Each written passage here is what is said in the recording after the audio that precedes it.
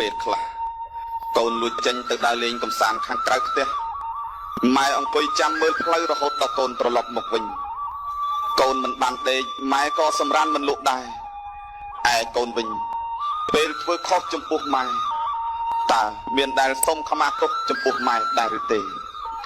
កូនខ្លះខណៈពេលដែលម៉ែខឹងទើបសប្បាយចិត្តចំពោះសកម្មភាពអកតញ្ញូរបស់ខ្លួនសូមឲ្យកូនគិតឡើងវិញថាពុកម៉ែមានចិត្តមានរូបកាយដូចយើងចេះជឿចាប់ចេះកើតទុកតែព្រំវិហារធម៌របស់ម៉ែគឺអភ័យនិងមិនប្រកាន់ទុកកូនឡើយនឹកឃើញកាលនៅវ័យក្មេងយើងឃើញម៉ែកាន់ស្រាក់ទៅវត្តកូនក៏សួរម៉ែថាទៅណាម៉ែក៏ឆ្លើយដោយគ្មានការធុញទ្រាន់ម៉ែទៅវត្តណាកូនម្ដាយនៅមានសំណួរជាច្រើនទៀតដែលកូនតែងតែសួរម៉ែហើយម៉ែតែងតែឆ្លើយជានិច្ចដោយពាក្យផ្អែមល្ហែមនិងស្រទន់ទៅរកកូនតែអនិច្ចាពេលកូនធំឡើងម៉ែក៏ចូលដល់វ័យចំណាស់ឃើញកូនតែងខ្លួនស្អាតចេញទៅខាងក្រៅម៉ែក៏សួរកូនម្ដាយទៅណាកូនខ្លះបែរជាស្រែកកំហោកសម្លុតឲ្យម៉ែហើយឆ្លើយយ៉ាងគំរោះគំរើយថាទៅដើរលេងសួររាល់តែថ្ងៃមិនចេះធុញទ្រាន់សោះសាក់នឹកស្រមៃបន្តិចមើលថាកាលពីក្មេងម៉ែឆ្លើយនឹងសំណួរដែលយើងសួរដដែលដូចម្ដេចខ្លះប៉ុន្តែនៅពេលដែលម៉ែសួរសំណួរនេះទៅកូនបែរជាយល់ថាម៉ែជាមនុស្សនិយាយច្រើនរំខានមានខ្លះរហូតដល់និយាយឆ្លើយជាមួយម៉ែហាក់ដូចជាមិនមែនជាម៉ែមិនចាំបាច់មករវល់ជាមួយនឹងខ្ញុំទេរឿងរបស់ខ្ញុំគ្មានអ្វីតាក់ទងនឹងម៉ែឯងទេពេលខ្លះម៉ែអាចនិយាយរអ៊ូរទាំច្រើនបន្តិចពិសេសពេលកូនធ្វើអ្វីមួយខុសប្រព្រឹត្តមិនល្អក្នុងសង្គមធ្វើឲ្យម៉ែមានអារម្មណ៍មួម៉ៅក្តៅចិត្តរហូតដល់ប្រើពាក្យធ្ងន់វាអាចប៉ះពាល់ដល់អារម្មណ៍កូនខ្លះតែកូនគួរតែអភ័យទោសឲ្យម៉ែព្រោះបើកូនមានគ្រោះថ្នាក់អ្វីអ្នកដែលបារម្ភជាងគេនោះគឺជាម៉ែកូនត្រូវដឹងថាថ្មីបើកូនធំហើយក្តីតែកូននៅតែជាកូនតូចបណ្ដុលចិត្តរបស់ម៉ែជានិច្ចអារម្មណ៍ម៉ែនាពេលនេះក៏ដូចជាពេលនោះដែរម៉ែនៅតែស្រឡាញ់ម៉ែនៅតែបារម្ភចំពោះកូនរហូតគ្រប់ដង្ហើមចិញ្ចោលគ្រប់វិនាទីគ្រប់ជំហានទៅមកគ្រប់ទិដ្ឋិវិរិត្រីកាលនេះទើបធ្វើឲ្យម៉ែខ្លះគិតថាសេចក្តីស្រឡាញ់ដែលកូនផ្ដល់ជូនចំពោះម៉ែគឺគ្មានជាផ្អែមល្ហែមឡើយក្រៅតែពីភាពឈឺចាប់និងក្តីបារម្ភភ័យព្រួយតែម៉ែព្យាយាមធ្វើចិត្តអត់ធន់ជានិច្ចកាលបើកូនមានពេលវេលាគិតពីម៉ែមិនស្រឡាញ់ម៉ែយល់ច្បាស់ណាស់ចំពោះរឿងនេះព្រោះកូនត្រូវមានមិត្តភក្តិមានមនុស្សដែលកូនស្រឡាញ់មានការងារច្រើនសន្ធឹកសន្ធាប់ដែលកូនត្រូវធ្វើនិងជាពិសេសជាប់រវល់ជាមួយនឹងការទទួលខុសត្រូវក្នុងសង្គមរបស់កូន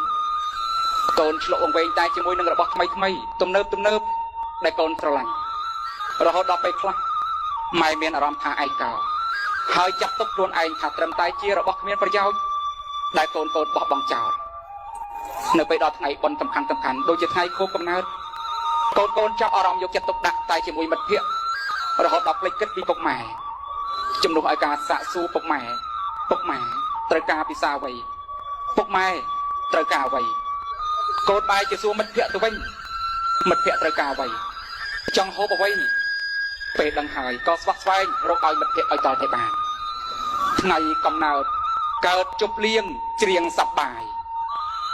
មិត្តចិត្តឆ្ងាយមកស្វាគមន៍ច្រើនអណែកសូរសំណើចសើចសប្បាយឃើញនឹងភ្នែកស្លៀកផ្លែកហូបឆ្ងាញ់គ្មានខ្វល់អ្វីតែសូរសើច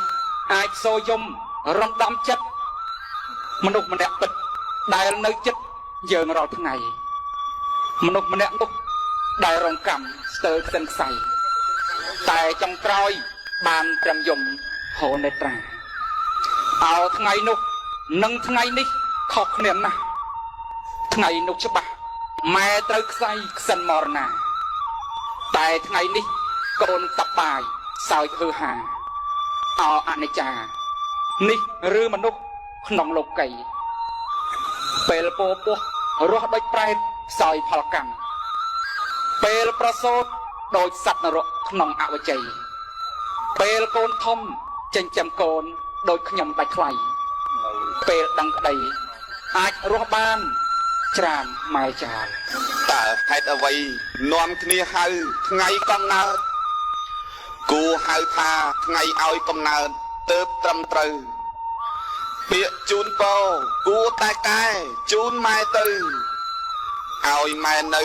រស់បានសុខគ្រាចុងក្រោយឈប់ទៅឈប់ធ្វើបុណ្យខួបកំណើតយកពេលកើតមកតបគុណដល់ម៉ែឪរំលឹកគុណលោកទាំងទ្វេតន់រស់នៅកុំចាំទៅទើបស្ដាយក្រោយសោយសោកាថ្ងៃចូលឆ្នាំថ្មី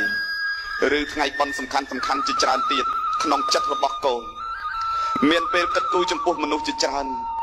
ដែលជាពិសេសសម្រាប់កូនគិតដល់មនុស្សទាំងនោះរហូតដល់គ្មានពេលសំបីទំនេរដ៏តូចមួយសម្រាប់នឹកគិតដល់ម៉ែកូនតែងតែពោលពាក្យពីរោះជាមួយនឹងមនុស្សដទៃជានិច្ចតែសម្រាប់ម៉ែដែលជាមនុស្សស្រឡាញ់និងស្មោះត្រង់ចំពោះកូនជាងគេគ្រាន់តែម៉ែធ្វើអ្វីដែលកូនមិនពេញចិត្តបន្តិចបន្តួចនោះកូនក៏បង្ហាញអាការៈច្រងេងច្រងាងដាក់ម៉ែពោលពាក្យអសរោះថាម៉ែល្ងងម៉ែមិនដឹងអ្វីគ្មានបានការអ្វីទុមុខសើកតើកូនធ្លាប់គិតដែរទេថា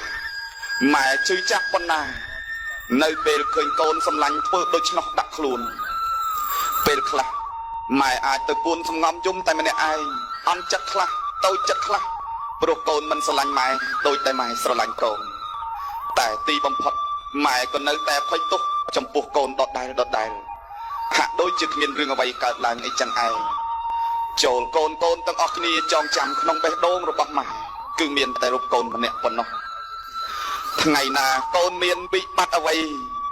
សូមថ្លៃវិលមករកមេត្តាម៉ែនៅរងចាំជូតនេត្រាចាំរក្សាការពារបុត្រថ្លើមថ្លៃស្រីចំណាស់ម្នាក់នេះនៅតែស្មោះមិនខឹងសោះនឹងបុត្រថ្លើមចរណៃម៉ែមិនដែលមានគំនិតគិតអប្រ័យរាល់យប់ថ្ងៃបន់បួងសួងឲ្យកូនសុខ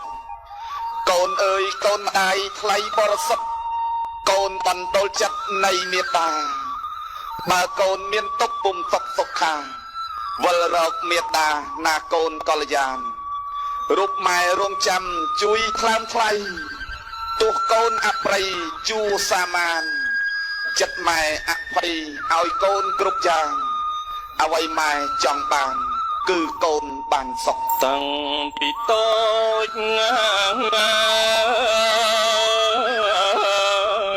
ម៉ែឪរក្សាការពីបាត់ថ្លៃសំបីស្រមោចញើមិនអោយពលថ្លៃថ្នាក់ថ្នមចរណៃ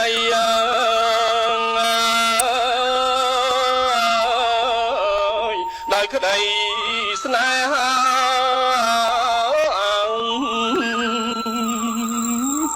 ម៉ែស្នេហ៍ស្រឡាញ់បីបងថ្នមខ្នាញ់ចិញ្ចឹមជីវ៉ា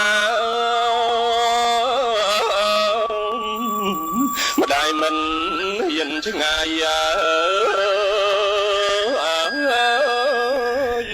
ពីកាយពុំមីត្រាដល់បាត់ភ្ងា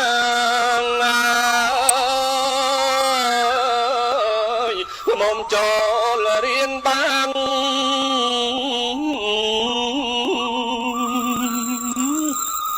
កូនរួងព្រួងតា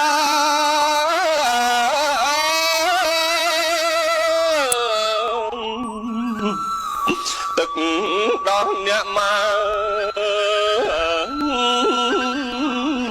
ចំរាញ់ពីប្រា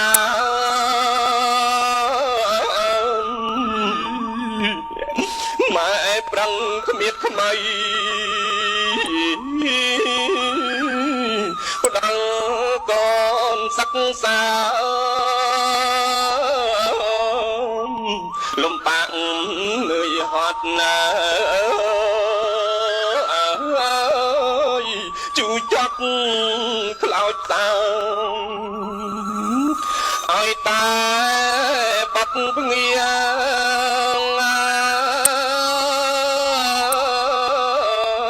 បានរៀនចេះដឹង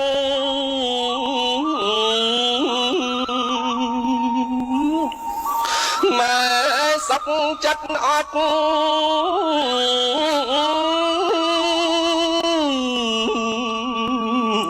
កូនអើយអត់មុតខំថ្នះផ្នែងប្រឹងព្រោះម៉ែញញឹមម៉ែសង្ឃឹមតឹងតឹងចង់ឃើញប្រលឹង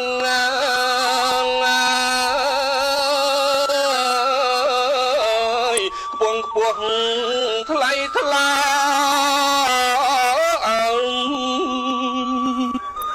Please subscribe YouTube Chanel Pisseth Po. Ate Sasha, Po Pisseth, and like or follow Facebook page. Ate Sasha, Po Pisseth.